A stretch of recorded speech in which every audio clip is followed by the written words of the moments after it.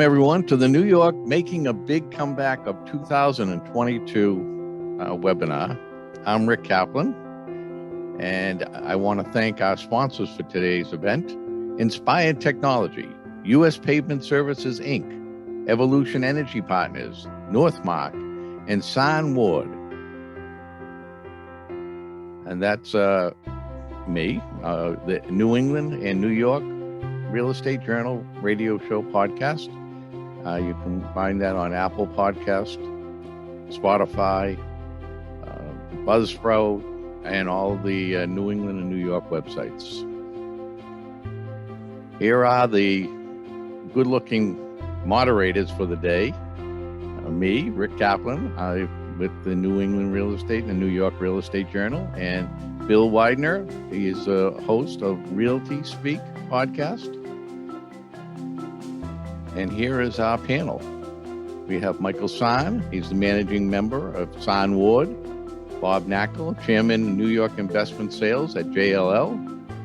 Melissa.burch, executive general manager at Lendlease. Gary Meltzer, partner of Meltzer, Lippe, Goldstein, and Breitstone. I hope I said that right. Yeah, so well said. Very well said. Okay. And here's a short video from one of our main sponsor, Sahn Ward.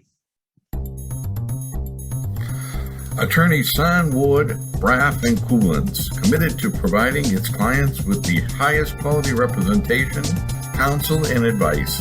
Visit them at www.sahnward.com. And now I'm going to turn it over to my co-moderator, Bill Weidner. Thanks, Rick. Good morning, everyone. Today, we're joined by quite the illustrious panel. And all of you may remember when things started to change a few years back. Brick and mortar retail was already dealing with the effects of a shift in online buying. And then in June 2019, the New York State Legislature passed the Housing Stability and Tenant Protection Act, which has had the most impact on value-add underwriting for New York City multifamily investments. And as if that wasn't enough, 9 months later is the pandemic, bringing with it a mass shutdown of shared space and the advent of WFH, work from home. Now, fast forward 30 months to the present, and we are still dealing with ever-changing strategies on how to behave at home, at play, at school, and at work. So how does New York come back? Or should I say come forward? Well, this panel, with 104 years of industry expertise, yeah, I looked it up and I added it up, is certain to make today's chat one heck of a discussion. So let's get started. We got a lot to cover. Michael, I'm going to start with you. With the many changes... Bill, before we begin, I just want to remind everyone that is listening that if they would like to put their contact information in the chat box below, they're welcome to do so. Also, if anyone has a question for any one of the speakers on the panel, they can put their question in the Q&A box you'll find at the bottom of the screen as well. Yeah, Back to you, Bill. Thanks for that reminder, Rick. So, Michael, let's start with you. With the many changes to the commercial real estate industry over the last few years, in what ways have you observed adaptation and innovation on Long Island, where you're located? And what are some of the challenges and benefits?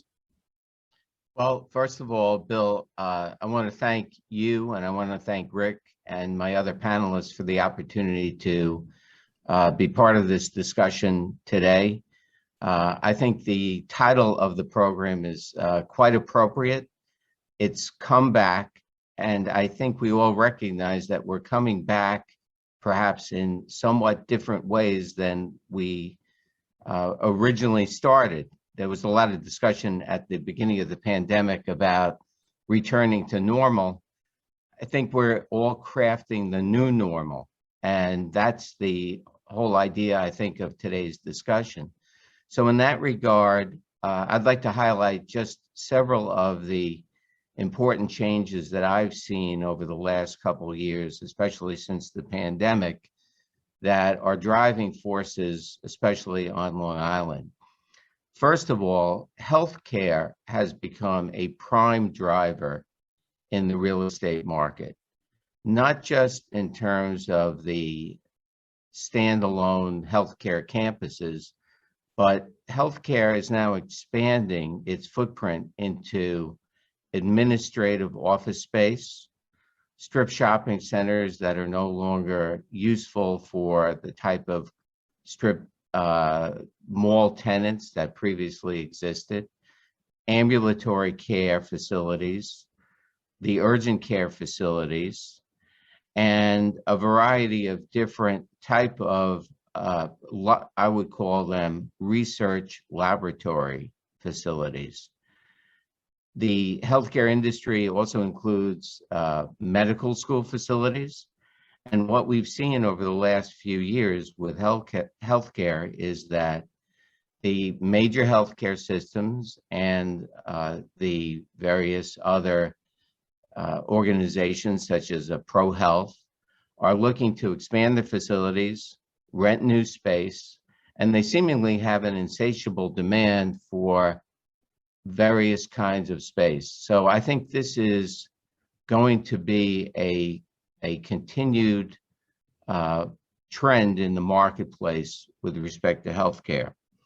Also, as I think we've all recognized, there's been a tremendous amount of what people call last mile facilities. Warehouse and distribution space is at a premium. There seems to be, like healthcare, an insatiable demand for spaces that can be used for warehouse and distribution, reflecting our new norm, so to speak, where people want goods and services delivered to their homes. And that is also driving increases in the need for new transportation facilities to serve the distribution of these goods. The other point that I think has reached a market turn is the need for affordable housing. You can't have a fundamental base in the marketplace unless people have a good place to live that they can afford.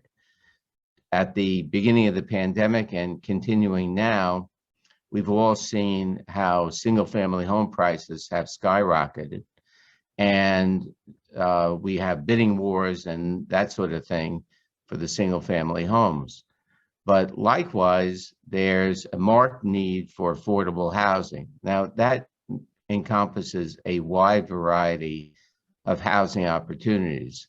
It's housing that is typically called workforce housing, housing for different demographic groups, seniors, assisted living, that kind of housing. And we need to provide that to sustain growth and development on Long Island. Much of that is also coupled with mixed use. There's been a tremendous amount of mixed use redevelopment where the housing is coupled with retail or other commercial space to reinvigorate our Long Island downtowns. The last point I want to make, and obviously there are many that we can discuss, but the last major point I see is an increase in the development of sustainable communities. We're surrounded by water on Long Island. The climate change or climate crisis, if you will, is leading to rising sea levels. We all acknowledge the need for alternative energy sources from wind and solar. There is a need to decrease the use of water for irrigation purposes and sustain our water supply systems. So we are now looking at many ways to enact green zoning laws, so to speak, use green energy, and make sure that we have a fundamental base for future growth and development on Long Island. Those are my key points for discussion today. Well, that was very, very informative, Michael. And I actually want to ask you a question about some of those things. So, Please. Yeah, can you hear me? I can. Yeah. All right. So in terms of all those changes that could happen, what are you observing? And everybody else, feel free to chime in on this if you have some experience with it. What are you observing in terms of on Long Island, the townships, the villages, and the few cities that exist on Long Island, in terms of accepting this repurposing of use, and also the development of, multi-story, affordable, mixed use, affordable market rate housing? Because I was on I listened to the hearing for good cause eviction on Friday with the New York Senate Judiciary Committee. And there were a bunch of Long Island builders that got on, and they said that there's a lot of pushback in the townships and in the villages and in the few cities to build multifamily housing. That's a great question. And the way I would express it is there is a lot of pushback, and it's becoming an educational process with the elected officials. People, as we expect, don't always embrace change. It takes time, it takes persuasion, it takes discussion. And certainly many community groups are looking at things and saying, well, we like things the way they are. They may not be perfect, and we don't necessarily want change. But over the last couple of years, my observation is that more and more of the elected officials are acknowledging the need for these changes, and the general tenor is becoming more acceptance of different kinds of development opportunities. I think people recognize that to sustain our tax base here, which is driven by real estate taxes, we need to make changes. If we don't make those changes, we're not going to have a long, sustainable community. Gary, you're out on Long Island as well. What are you seeing on the transaction side? Is there an increase in transactions for development sites or existing structures that are destined for reuse? You're muted, Gary. Hi, good morning, and I'll speak to a couple areas. So you asked about Long Island. So yes, the transactions that I'm seeing on Long Island are, there's an increased pace of transactions. I would say in the following areas. I'm seeing a lot of shopping center activity. So retail has been down, we all know that. And there's a lot of vacancies, demand has been down. The pandemic has killed, retail brick and mortar. But whenever something is down, that's when a lot of professionals in the business see opportunities. So there's a lot of demand for shopping centers, surprisingly. But in the industry, we understand it because opportunities are always sought. And then there's an element of developers and owners who see opportunities to repurpose. So where you have shopping centers, for example, that's what I'm focused on now, that are on large tracts of land, and maybe there's development opportunities on the land because it's not built to capacity. So you have big boxes, right? And a lot of large retail tenants have gone out. There have been a lot of bankruptcies. So the opportunities are to perhaps repurpose 100,000 square foot or 150,000 square foot buildings into warehouse and industrial, and sort of create mixed use, destinations, keeping some retail, changing what was retail into other uses. So we're seeing a lot of that going on, and and there's good debt out there. We're seeing lenders chasing, competing for deals. On a lot of deals, I see several lenders competing for the same deals. And this is where your sponsors and developers are, strong and have great track records. But the combination of debt out there, a lot of equity on the sidelines wanting to go into real estate because, interest rates in the banks are so low, are leading to, a lot of opportunities. And then I would say the other thing that we saw in 2021 was owners who were maybe going to be sellers, but not in the market necessarily to sell traditionally, saw 2021 as an opportunity to take advantage of a couple things. First off, owners of office buildings and shopping centers and other asset types see vacancies all over the place and say, wow, the real estate market price-wise is so strong. And tax rates, there was talk in Congress, the tax rates were going to go up, capital gains in 2022. So a lot of owners saw the sort of perfect storm of prices are high, vacancies are pretty high, there's a lot of dark spaces, and tax rates may go up. So this is probably my best time to sell. And so we saw a lot of what would have not been sellers become sellers over the last year. And that led to a lot of transaction volume. And, you know, that's sort of my experience on Long Island. And then in New York City, where I also do a lot and probably had a lot more transactional activity. So I'll just take a minute to speak to Manhattan and what I'm seeing in Manhattan and Brooklyn and Queens. There's a tremendous flurry of activity in Manhattan. And so, for example, picking up on what Brian said about how healthcare has become such an important part of the real estate community in terms of transactions and activity. So I just closed about a month ago on a significant acquisition on the Upper East Side, 94th Street near First Avenue, of a large tract of land, a few buildings, a few lots, which is going to be developed into about a $400 to $500 million life sciences substantial building. So you might say, and a lot of people would say, 94th and First in Manhattan, what's there? Well, what's there is, and what the opportunity is, life sciences has become one of the hottest areas in real estate because there are so many businesses now that are in the life sciences area. So the real estate plays, but still, why 94th and First? The reason is because you are surrounded by hospitals and medical related institutions. So just there, you have within a mile, 1 mile, 1.5 mile radius, you have Mount Sinai Hospital, you have Metropolitan Hospital, you have Lenox Hill Hospital, you have Weill Cornell, you have Rockefeller University.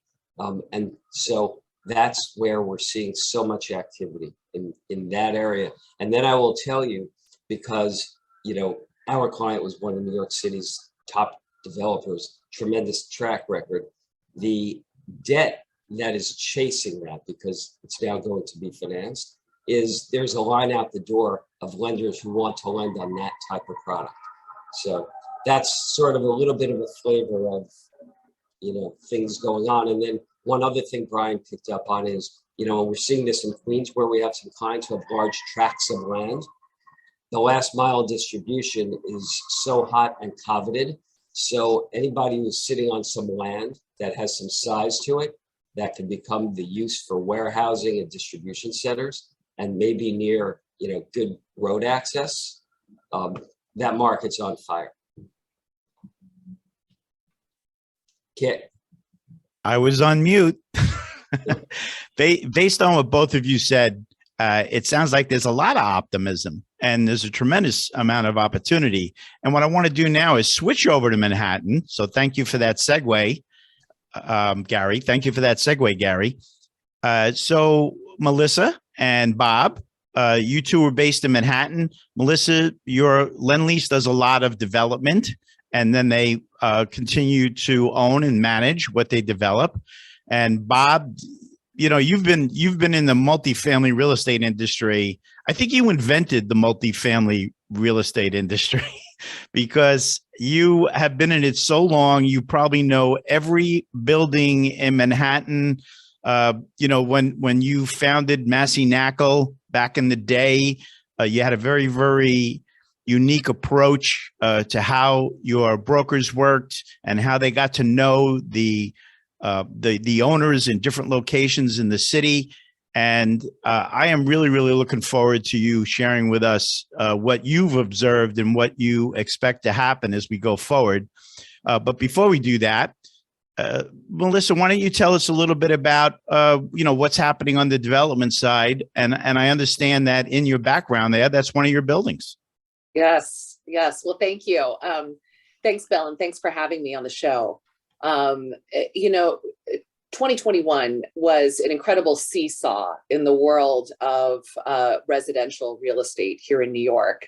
We saw 2021 have over 16,000 contracts signed. This is the most signed contracts in a single year. So you're talking about a marketplace where we went from some of the worst of times in the residential markets to really having record-setting year. And I think that this is important context because buyers of residential real estate are really looking at reduced prices, low interest rates, a desire for more space. And there is a buyer resilience in New York that has really drove demand to historic heights. So I think that this has been an exciting year. It was certainly standing at this point in 2021. No one, I think, could have predicted what we would have seen, but there was a lot of pent-up demand that chose to really put their money to work in New York. So speaking about recovery, comeback, New York City's resilience, this is why people say don't count New York out, because time and time again, New York has shown its ability through so many strong elements of the city. I mean, one of which was really touched on with its incredibly diverse economy. We heard a little bit about the investments in life sciences. New York benefits from being a very diverse economic center, whether it's finance or tech or life sciences or advertising or healthcare, et cetera. And that is really keeping a very strong base for residential investment in New York. And it's been the same story on the rental side. The rental market as well was unprecedented levels of leasing activity. We've seen concessions burn off. We've seen rent rates now return to pre-pandemic levels, across Brooklyn, Queens, and Manhattan. So that's sort of the broad market context, but let's sort of bring it, down to the ground. And you're right, the project that you see behind me is one that we are actively developing. It's under construction on the Upper West Side of Manhattan. This project is known as Claremont Hall. It is an incredibly unique project that was really born inside of this pandemic.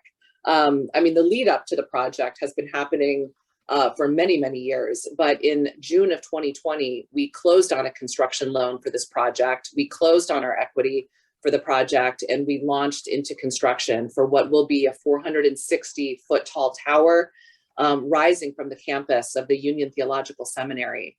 And I think this is an interesting project to talk about in the context of recovery, because in order for a city to recover, it needs to sustain its institutions. This project is really an ability for the Union Theological Seminary, which is one of the leading academic institutions up in this very academically oriented neighborhood. Across the street is Columbia and Barnard and the Manhattan School of Music. So these institutions need to renew, and they need to find ways to grow, and they need to find ways to fund that growth. So this tower is emerging from approximately 300,000 square feet of air rights that were sitting above the seminary that we have activated into a brand new mixed use project. The first, there's about 50,000 square feet of the project that is for Union Theological Seminary, which will be new classroom space for them, new office space, and 27 units of faculty housing that will enable their faculty to live in proximity to where they work. So speaking about affordable housing, we'll talk about, capital A affordable housing when I speak about Java, which is a project we're developing on the Greenpoint waterfront. But there's all different types of workforce housing, and being able to live in proximity to where you work is really important. And so this project will deliver housing for faculty as well. The floors above that are all residential condominium. This building is a pretty spectacular building designed by Robert A.M. Stern, and we will be bringing this building to market for sale for residential sales commencing at the beginning of Q2 of this year. So in the context of the backdrop of this incredible year we've had in 2021, we are quite optimistic that we will continue to see strong desire to locate and live in New York. And all of that is really happening prior to any sort of mandated return to office for most employers. So I think that's also interesting when you think about New York City's resilience and recovery. It's not happening because the office occupancy has ticked back up. It's happening because people want to live in the city. They perceive this as a good time for investment, and they're really responding to the things that make New York so so incredible as a place to live, which is, it's cultural institutions, it's academic institutions, the energy of the city, which has returned. So, I want to I'll ask touch a on- I yeah. want to ask a question on that, Melissa. So, would you consider that an example of like a live, work, play development? It certainly has some elements of that, certainly for the faculty that will be, living in this building and also working next door at the university. I do think that live, work, play really speaks to this concept of 15-minute cities, and 15-minute cities is really all about making sure that you have mixed use communities and neighborhoods. I think we are really turning away from what I refer to as a bit of, the monocultures, like the neighborhoods that performed the worst over the last couple of years have really been those that are too commercially focused. So like Midtown is an example of a neighborhood that I think will benefit from increased mixed use development. And I think we're really seeing that as you look at the projects that are being planned for Midtown, is bringing more residential into that traditional commercial center. And that commercial center will benefit from that because it will start to develop more 24/7 style amenities that will enliven that neighborhood. Across Manhattan, you saw that the residentially focused neighborhoods have been quite resilient because people are spending so much time at home. But I think what we really want to get to is an opportunity to have neighborhoods that have more diversity of uses. This neighborhood that we're developing, the very, very tip of the Upper West Side up in Morningside Heights, is a very academic focused neighborhood. And that's a huge strength of the neighborhood. But that neighborhood has had very few opportunities for new housing, which is why we think a project like this will really be quite coveted and is quite unique in terms of the condominium landscape across New York. On the waterfront of Greenpoint, Williamsburg, we are also developing quite a significant project that I actually want to touch on because it really connects back to some of what Michael was talking about as he's talking about Long Island and developing on the waterfront. Interestingly enough, New York City has 520 miles of waterfront. It is more waterfront coastline than Miami, Boston, LA, and San Francisco combined. So New York is really a coastline waterfront city. And I think that the way that we think about our coastline and and New York's leadership around resilience and coastline is because we almost have to be, because we have so much of it. Now, what we're doing at Greenpoint is we are redeveloping a full city block into about 850 units of new construction rental housing. 30% of that will be affordable under the Affordable New York program. And I know that Bob is going to help connect us to the topic of 421A. So I'll let you touch on that, Bob. But this project will be grandfathered under the existing Affordable New York 421A program, which expires in June and is a real focus for the real estate community in New York. We need clarity on what that 421A will be going forward after June. But this project will happen under the existing program. It will deliver 250 units of affordable housing as a part of the total project. It will also completely redevelop a waterfront park at the coastline, which will be a publicly accessible park, and deliver a new water ferry landing station, as well as we see more continued activity on the East River around water ferry transit as a mass transit system that New Yorkers in New York City can rely upon. So I think the topic of resiliency and sustainability is critical and key as we think about New York developing a future, not just coming back, but coming back better. How are we doing that? It's going to be a real eye around sustainability, and I'm happy to touch on that further. All right, great. Thank you. Are there any examples of something that's planned for like a live, work, play development, repurpose use of an existing office building that's almost 100% vacant in Midtown that you know of?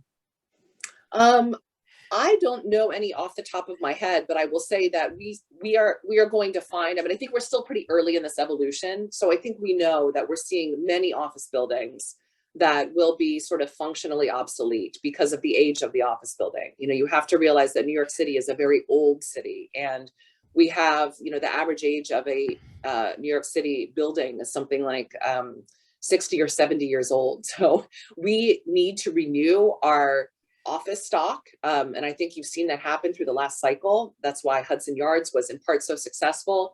That's an extraordinary development on the West Side that really benefited from delivering best-in-class office space. So we need more best-in-class office space because the older stock is functionally obsolete and will get repurposed and reimagined into mixed-use communities, affordable housing, other types of residential. And that will also enable this sort of mixed use, these mixed use corridors to emerge where corridors that were all traditionally so heavily concentrated to commercial office, that will enable that residential development to start to infill. Bill, if I could just pick up on the question you just asked, Sure. we're seeing a lot, and this is in Manhattan, we're seeing a lot of leasing activity, more than you would think. So I think two things,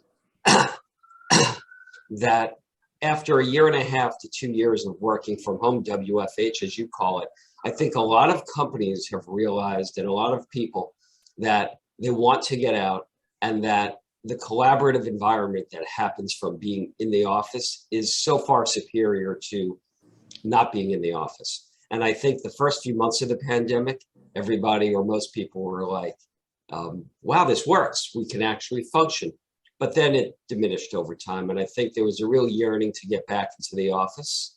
And so, but picking up on the question you asked, we're seeing a lot of leasing activity more in the downtown areas, where the young people live and work. And so what we're seeing is rents are as high as they were, and there's a lot of demand for really nice space. So the landlords that we represent, there are really, the all-star landlords.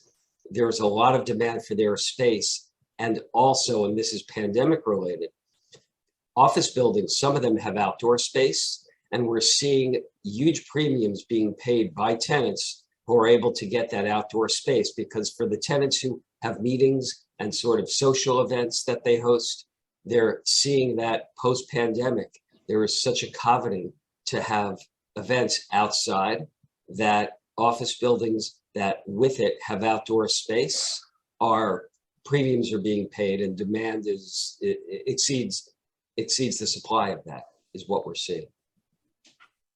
Yeah, thanks Well, for expanding on that, Gary. Oh, we have go a ahead, lot of Rick. questions that we can go on, but let's start with Bob. Yeah, because, let's get to Bob. he's got- Bob, Hey, thanks guys. for being How How are we patient. doing out there today? Yeah, so Bob, why don't we segue from what Melissa said about the 421A and the fact that, it was 421A, then it was called Affordable New York. Now it's set to expire in June. And then please share with us, all your data that you have on, what's going on in the investment sales world. Sure, happy to do that, Bill, and thanks for having me. Good morning, everybody. And Bill, I appreciate your comments about, I think you said something to the effect, I invented the multifamily business. Let me assure you, the multifamily business was alive and well in New York many, many decades before I got here. Well, I think you changed the paradigm a little bit, but go ahead. Okay, no, I appreciate that. But just, we're talking about the comeback of the city. Clearly, the New York City investment sales market is making a comeback, and remarkably quickly relative to what everybody thought. I love talking about the market in terms of statistics. It was very clear the peak of the market cycle was in 2014 and 2015. In 2014, 5,534 buildings were sold in New York City, an all-time record by more than 10%. 80.1 billion in investment sales volume in 2015, also an all-time record. Since that time, the New York City investment sales market was in correction mode, which really started in October of 2015. From October of 15 through February of 2020, the volume of sales had dropped 56% year over year. Values were down about 10 to 12% on a blended basis. COVID comes along and basically converts this mostly volume correction into a value correction. There were certain sectors of the market that were down in Manhattan by as much as 50%, mainly land, retail, and hotels. And it looked as if you realize COVID started in March of 2020, was perceived to be the low point in volume. Second and third quarter were very, very low, about 1.4, 1.6 billion in sales volume respectively. So we went from, in just looking at the Manhattan market for deals over $10 million, the market in 2020 was 11 billion. That was down from 57.5 billion in 2015. So we came into 2021 expecting the market would pick up, but actually the low point in volume was in the first quarter of 2021 with only 1.1 billion in sales. That has picked up since. However, if you annualize going through the first 3 quarters of the year, the market was on pace only for about 9.5 billion. So it actually would have been lower than 2020, but we had a very, very robust fourth quarter. There were $6.8 billion of investment sales transactions in the fourth quarter. So we finished the year at 14 billion, which was up 26% from last year. And if you look at number of properties sold, which I've always said is more indicative of actual volume and activity in the market than dollar volume, because large transactions can really skew the dollar volume numbers.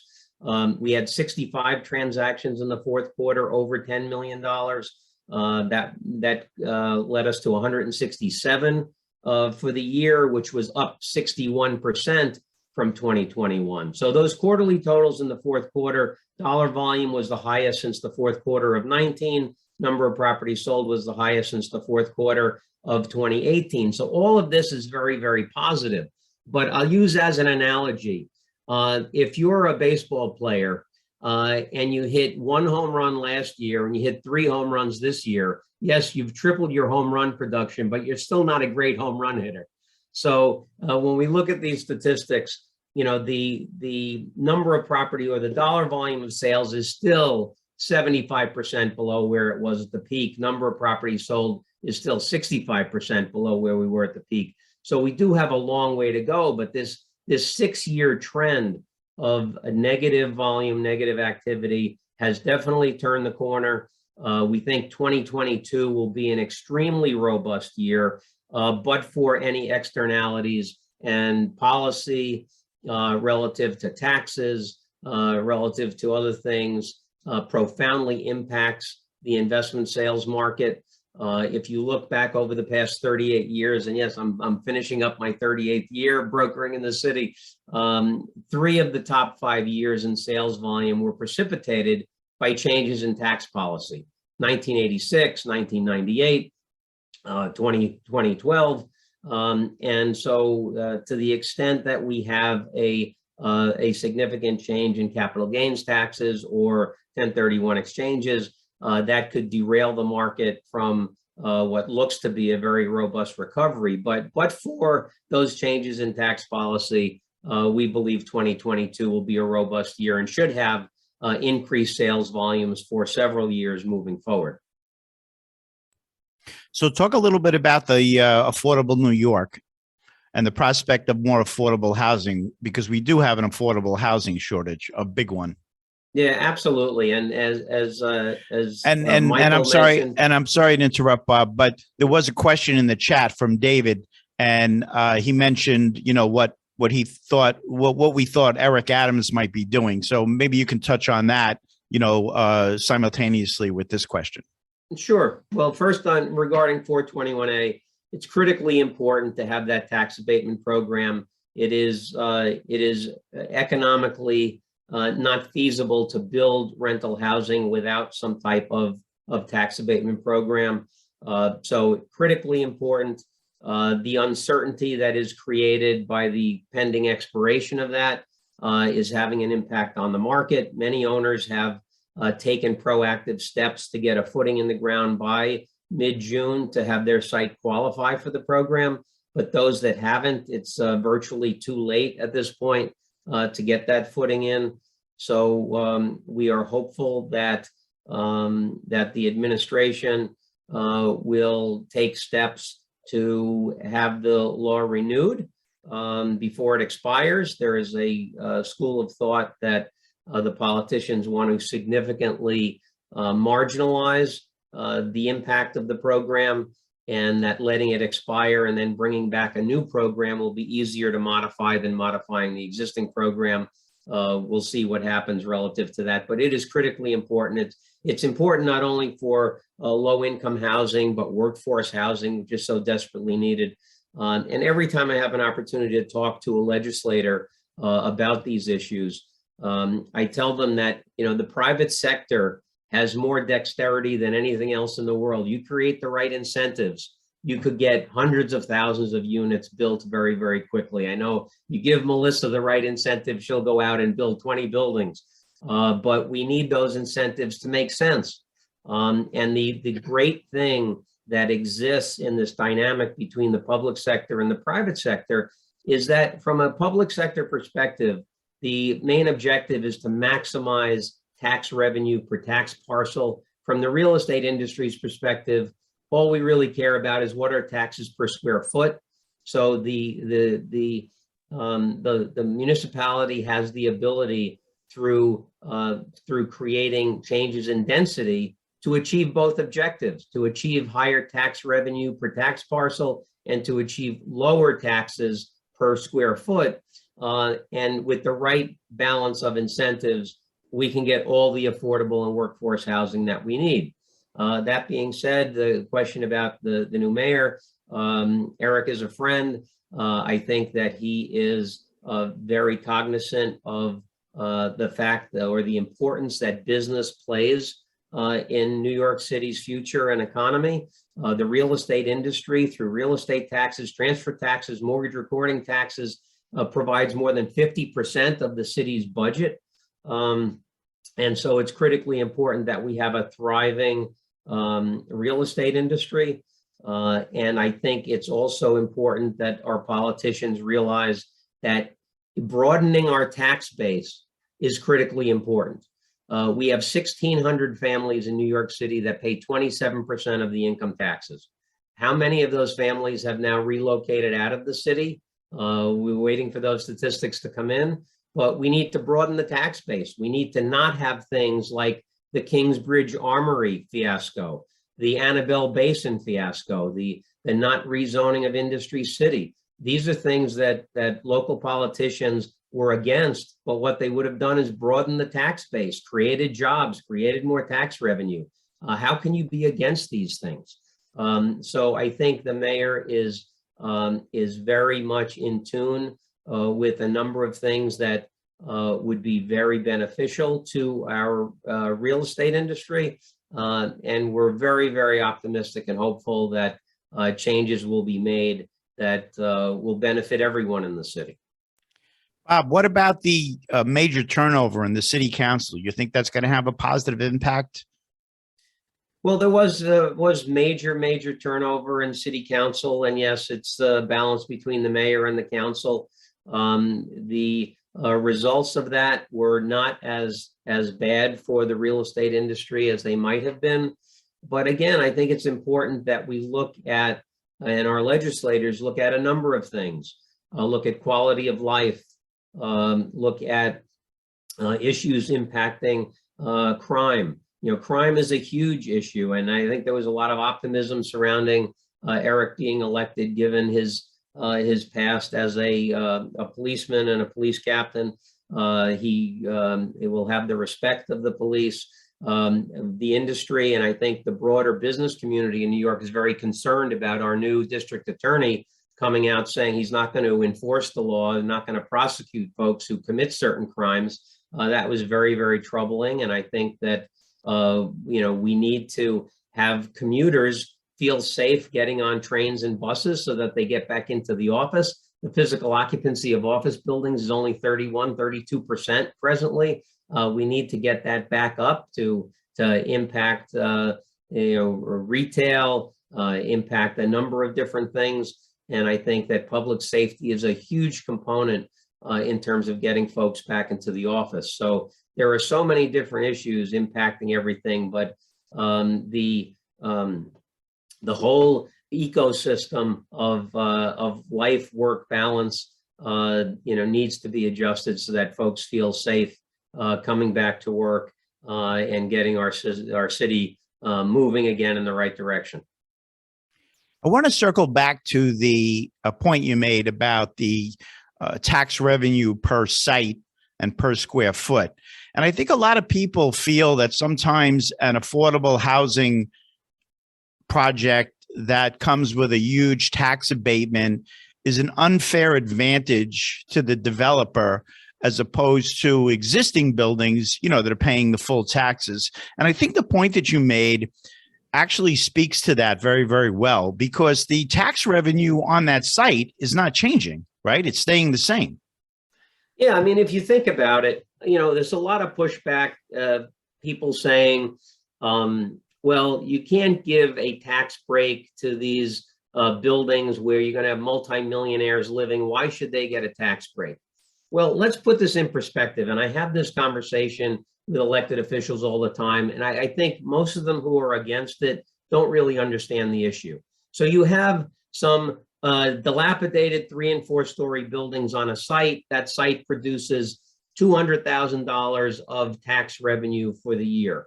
The site is demolished. A new luxury building is built there. Yes, there's a tax benefit, and some multimillionaire buys a $20 million apartment and is getting a tax break.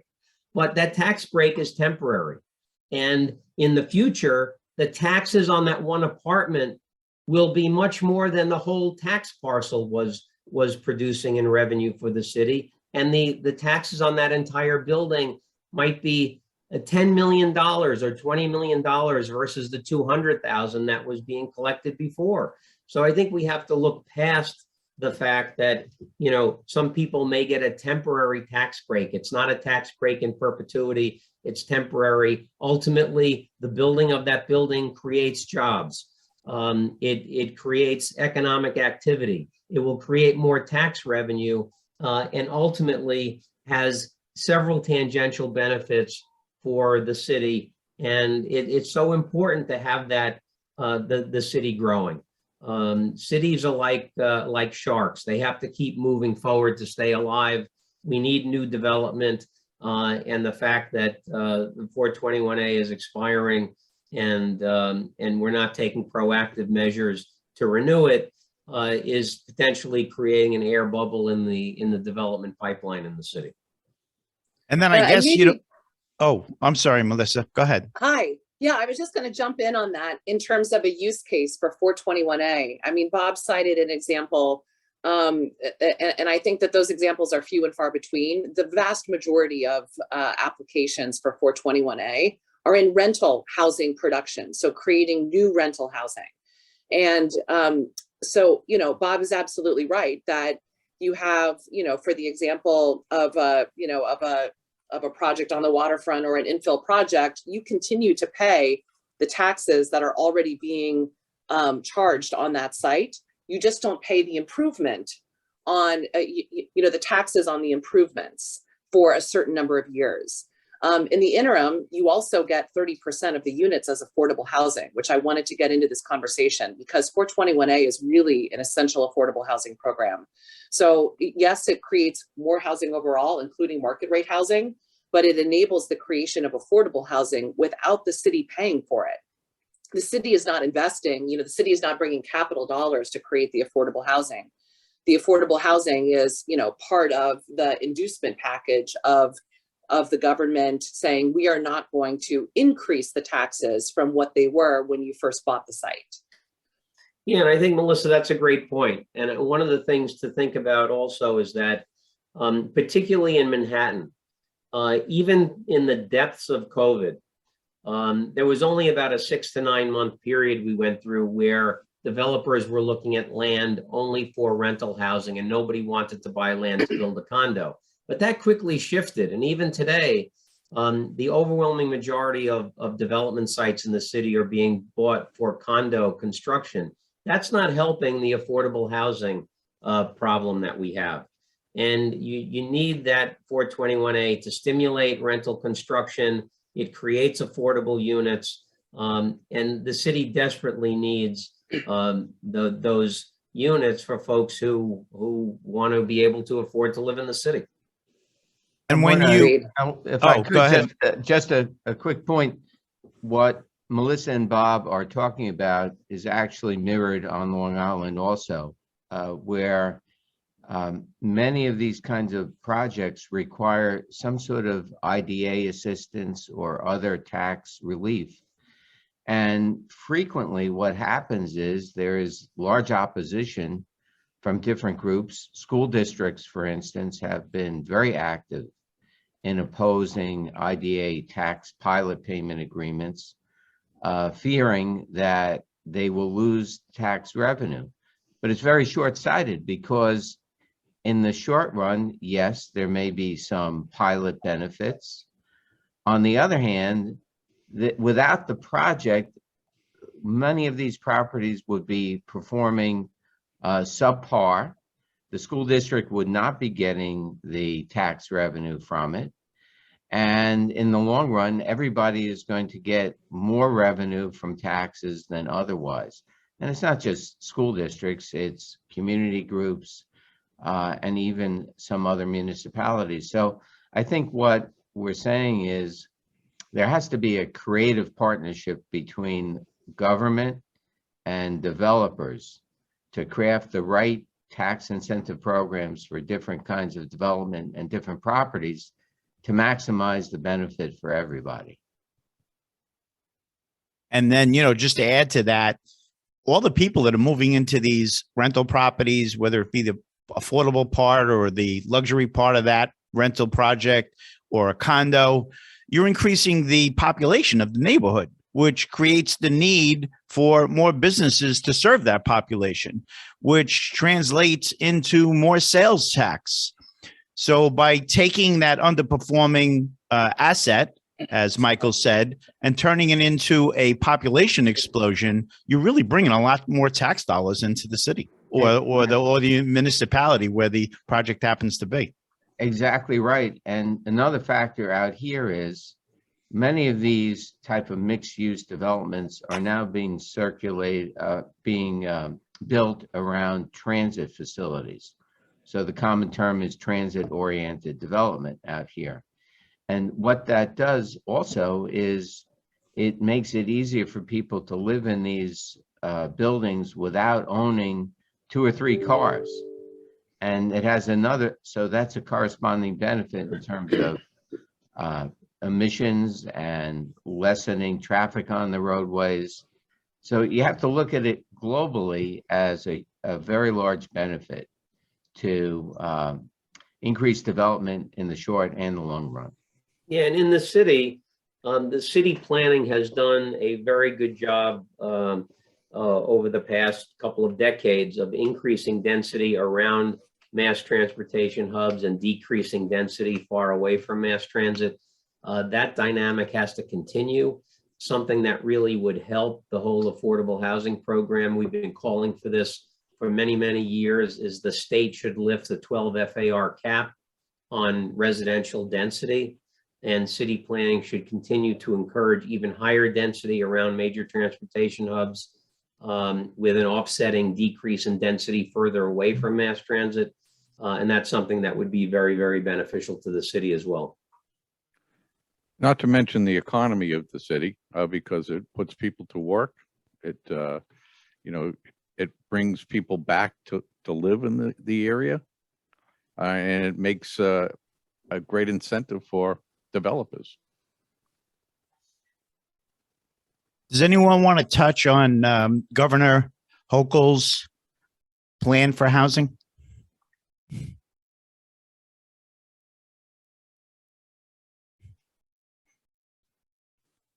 No one Yeah, wants No, to I touch that. haven't seen details of her plan. All right, so that'll be the next event, Rick. After the details of that plan become more available to us. We're about 55 minutes in. Bill, one thing I could touch on just quickly. Oh, okay, Gary, go ahead. On a question about Governor Hochul, and I'll actually give 2 examples. But a few years ago, I would say maybe 3 years ago. Yeah, just speak a little louder, Gary. Yeah, thanks. We have a client who is a major Italian food production business, and they own a lot of real estate on Long Island. And they needed to expand and build more for their production. And they got, as Brian was just talking about, they got a nice IDA package where their real estate taxes would sort of be frozen for about 10 years. So they were still going to be paying, a substantial amount of real estate taxes, but the increases being frozen for 10 years made the numbers work from a budget standpoint for them to build more facilities, which employed a lot of people. And Governor Hochul came to the press conference that sort of launched this. So she seemed to be a big advocate. This is my example of her. She seemed to be a big proponent of the incentives to develop real estate, which coincided with creation of jobs. So, I'm encouraged by what I saw in that example. And then another one, so our client sold a substantial, about a 10-acre piece of land next to the boardwalk in Long Beach a few months ago. And this was land that lied fallow for 20, 30 years, no use, got involved in, just government morass and couldn't get the project off the ground. And then over time, the numbers just didn't work for development. But the IDA, the Nassau County IDA, gave a package of tax benefits that ultimately made the numbers work. And a very substantial developer is now going to come in and build, a rental building and a condo building. And it's the combination. It was the IDA, benefits on freezing real estate taxes for a period of time that is going to, increase the real estate taxes that are now being paid, manyfold. So as everybody on this program has been talking about, taxes increase and the tax base, as Bob talked about, broadens. And that's what's needed for a vital, economy in whatever area that we're talking about. And Bill, one of the things we didn't touch on, which I think is critically important and is going to be extremely interesting to look at this year, is that low interest rates are like rocket fuel for the real estate industry. And we have had historically low interest rates now for 12 years. And even in the wake of these low interest rates, we had plummeting volume of sales. It's starting to turn around now, as I mentioned earlier. But we have now, this morning, the stats came out that CPI is running at 7%. That is a 40-year high going back to 1982. The Fed now is indicating they're probably going to raise rates 3 or 4 times this year. What is the impact that's going to have on the marketplace? I mean, not too long ago, the 10-year was at 120, 125. This morning, it opened at 173. What is going to happen to the 10-year? What's going to happen to lending rates? How is that going to affect the market moving forward? But I think that we're in for a period where there's going to be upward pressure on rates. That puts upward pressure on cap rates. And if we don't have a commensurate increase in the level of activity economically that will drive NOIs higher, then increased cap rates will mean lower property values. Now, just because rates increase it's not necessarily a bad thing for real estate. It depends why rates are increasing. And it also depends on, you can have higher cap rates and higher values if NOIs are going up, but you need to take a look at the broader economy to figure out what the exact impact is going to be. But that's probably the one thing we're going to be looking at most closely as we get into 2022 is what the impact of increasing rates is going to have on the marketplace. Well, I think we're getting to the point where we're going to wrap up, Rick, right? It's 10 o'clock. Yeah, I'd like to find out what everyone's thought is on their overall outlook of 2022, the positive things they see going forward.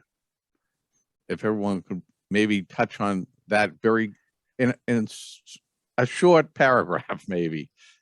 I know it could probably be in a book, but just as short as you can make it, that would be great. Bob, you want to go first? Sure. I'm very, very optimistic. As I said, if we leave capital gains tax increases and modifications to 1031 exchanges off the table for the time being, I'm extremely optimistic about sales volume and property values into 2022 and beyond. All the, with the period we've gone through for the past 6 years, I believe has pulled that rubber band down so low that it's going to snap back with vigor. And I'm very, very optimistic about where we're going for the next few years. Melissa, how about you? Go ahead. Sure. Yeah, I'm happy to jump in. I'm optimistic. I'm going to give a different reason why. We've touched a little bit on the political context that we find ourselves in. We have a new mayor. We have a new governor. We have a governor that will go through an election this year. After, the past 8 years, what was not a time of productive partnership between government and the private sector, including the real estate community. So I'm optimistic because I think there's an opportunity to reset that. We know that creative public-private partnership is what is required in order to unleash economic activity in our city. I think we have leadership that is attuned to that and is looking to figure out how to now translate that into policy. So I think there's a real opportunity to reshape the conversation moving forward and a new set of players with a new kind of commitment to growth here. So that's why I'm optimistic looking into 2022. Thanks, Melissa. Gary? Yeah, so I'm optimistic as well for all the reasons that Bob and Melissa said, but sort of like a different reason is, and not based on what you see on the street every day, but which is real estate over the last decade or two has become very institutional. So there are a lot of significant businesses that are in the real estate industry on both the owner side. We have REITs, we have publicly traded companies. We have very large companies that own a lot of real estate, and we have lots of lenders who are very substantial, who are publicly traded, and we have funds, and we have so many people employed in the real estate industry that things have to happen because businesses need to keep working. They need pipelines, they need transactions, they need activity. So just because of the sheer number of people that are employed and how much companies have invested in the infrastructures that they've developed, they need to create and be part of activity. So that's outside of the economic forces. That's just the sheer reality of the economic engine that's real estate and how many people are employed in the industry. Well, I guess I'm last, but I'm going to share everybody else's optimism. I love Bob's rubber band metaphor. I think that's super. For me, I think all of these points are good. I also am very optimistic because of the people I see and meet every day. I see a lot of new players coming into the marketplace. I see a lot of younger people, young business people who want to develop something of their own, next generation type people. I also see a great driver, especially out on Long Island, with new demographic groups coming in, new views, new attitudes. And so I think ultimately our success is going to depend on fresh new ideas from highly educated, motivated, and good quality, hard-thinking people. And that makes me extremely optimistic. Well, on that note, I want to thank the four of you for joining us today. Before I turn it over to Rick, Gary, Melissa, Bob, and Michael, that was awesome. That was fantastic. And I'm sure that the people that were watching got a lot out of it. As Rick said, this is going to be on YouTube, and I'm also going to make it my January podcast episode for audio. So check out Realty Speak on any podcast app, Spotify, or just Google Realty Speak Bill Weidner, and it'll come up and you can go to the website and listen to it. And Rick, I'm going to turn it over to you to close out the event. Great information. I'm very impressed of what's going on in New York, and that's coming from a Bostonian. So that's a compliment. I want to invite anyone that wants to stick around for a few minutes. After we do the PowerPoint, we're going to have a quick networking. Anyone that wants to turn on their audio that has been listening and watching, they're welcome to. If not, then we'll just end the day and everyone can go back to work. So I'm going to put on a short PowerPoint right now with thanking our sponsors, and then we'll switch everyone over to networking. Again, thank you all, and I wish you all safe and a happy 2022. Take care, everybody. Thank you, everyone. Thanks again. Bye-bye. Take care. Yeah, anyone that wants to stick around, go ahead and do that. Bob, I think you were going to sign off. He did. Okay. And there you go. Go ahead, Rick. Well, I want to thank our sponsors for today. I want to thank Inspired Technology, U.S. Pavement Services, Inc., Evolution Energy Partners, Northmark, and Sahn Ward. And don't forget to listen to my podcast at New England, at NEREJ and NYREJ podcast on Apple Podcast and Spotify, Buzzsprout, and also if you want, Bill, you're still on there. How can they listen to your podcast, Realty Speak? Well, you said Reality Speak, and I guess I chose, but that's okay because everybody does that. Okay, so, but here's what I say: when they say Reality Speak, I go, no, it's Realty Speak, because there's no reality in real estate. So you just search for Realty Speak, REALTY space Speak, SPEAK, on the internet, in a podcast app, on Spotify, and it'll come up. And this will be the 41st episode, and in February, Realty Speak will be 4 years old. And this show that we did today will also be on both podcasts as well as on YouTube. Right, it'll be on YouTube, your podcast, and also Realty Speak, and I'll probably publish that early next week. And I want to thank Bill for moderating today. Thank you, Rick. It was a pleasure. I love doing this. This is fantastic, and I feel honored that you invited me to be part of this illustrious group of people that we spoke with today. And thank you to all of you. And I want to thank our speakers. I want to thank Michael Sahn, managing member of Sahn Ward, and not to be confused with Brian Sahn. I quit that too. Bob.Knakal, chairman of New York Investment Sales at JLL. Melissa.Burch, executive general manager at Lendlease. Gary Meltzer, partner at Meltzer, Lippe, Goldstein, and Breitstone. And quick message from Sahn Ward.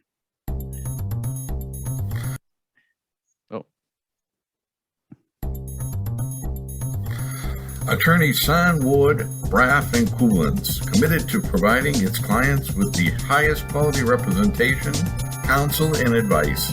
Visit them at www.sahnward.com.